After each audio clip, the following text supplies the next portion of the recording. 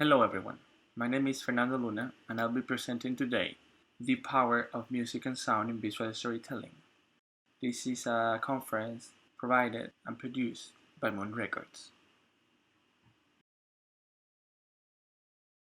Based on today's topic, the audience that I'll be targeting are basically those who will be interns working in the creative departments of the video production industry, whether it is cinematography, 3D production, or marketing and promotions.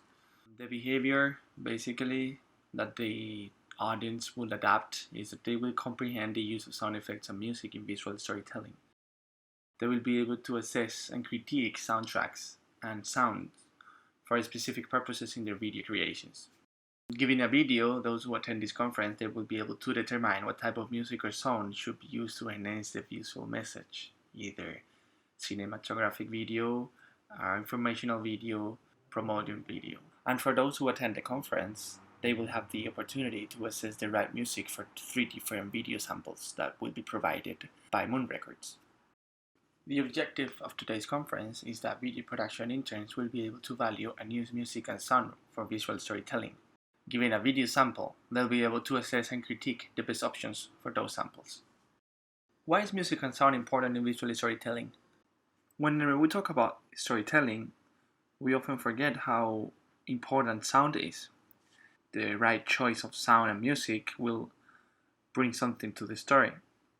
We are all familiar with the fact that, for example, attaching an exaggerated sound to something can add a specific emotion. Those principles are the basics of how to use sound and music. And the main purpose is to be able to use the music and those sounds to guide the audience. We must go back in time to the early years of 20th century, when the first videos were created with no audio. Back in that time, there was no way that you could add audio to the videos. So the way that they would basically add sound effects, it would be through a band orchestra that they would put in the cinema. On the other side, in order to come up with sound effects, Frank Io, he came with a product machine effect that basically would imitate sounds such as a train or footsteps, nature. The problem with this machine is that it was quite expensive, and it actually had a limited amount of sounds. It is impossible to talk about audio and music in visual storytelling without mentioning Lee DeForest, which is considered to be the father of the radio and the grandfather of television. Lee DeForest would basically hold in one hand one of the most important devices of the 20th century, the vacuum tube that he invented in 1906, and then in the other hand a gold Oscar that the American Academy of Motion Pictures awarded to him in the mid-20th century because of his pioneering work in bringing sound, voices, and music to movies. Lee DeForest officially brought sound to film in 1919. Then we jumped from silent films to sound movies, or talkies. The term talkies actually is an informal term for films incorporating synchronized audible dialogue rather than readable text plates.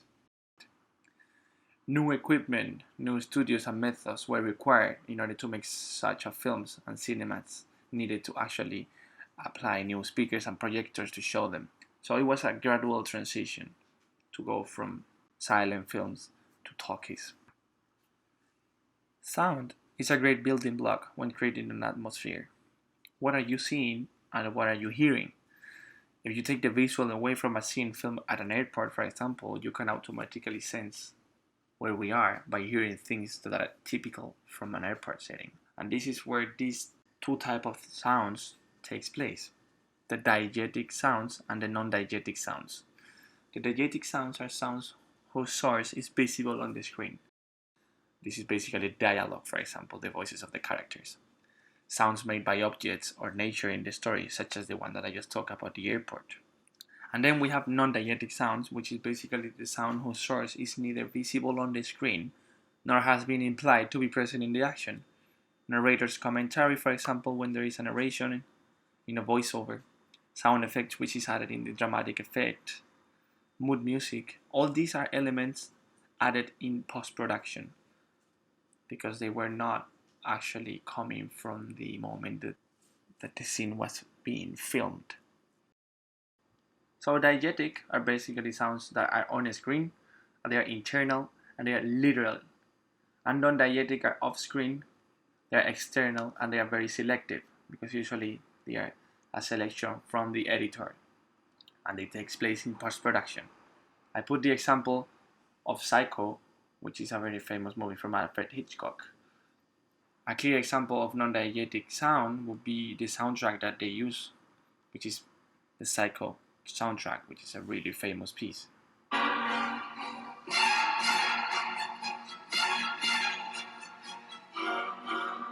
On the other hand, a diegetic sample from this movie is the motor of the car when she's driving, which is the actual moment from this photogram.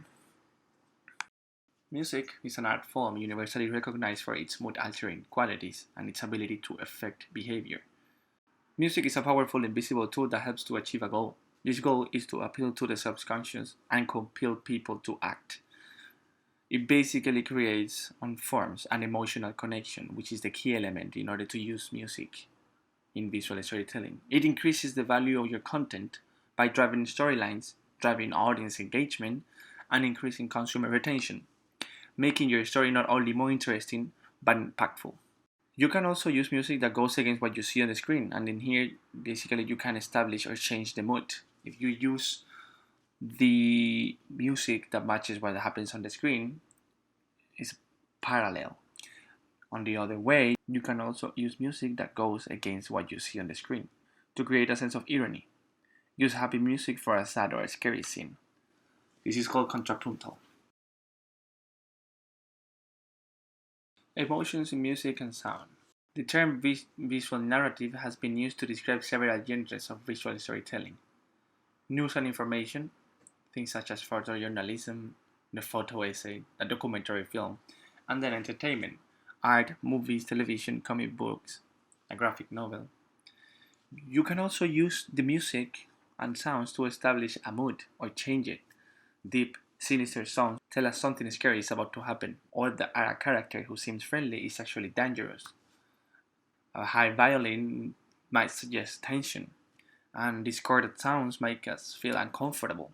Fast music can add excitement or action to a scene. Each of those genres uses a specific type of music and sound in order to emphasize their information, so that the audience can also interpret the idea of being portrayed. So, what are the main key takeaways from this conference? Comprehending the origins of sound and visual storytelling in order to make sense of where we are today. It is very important to actually take in consideration the transition that we've been through the last century in order to understand how to properly use sound and music in visual storytelling. Another takeaway would be to differentiate the different types of ways to use these sounds in order to convey your story. The value of music and sound, basically to be able to understand how it enhances emotions, how it provides flow and atmosphere, and how it helps to guide the audience. It also helps to convey. It gives you basically a knowledge about what you are watching, what you are seeing, the mood, the genre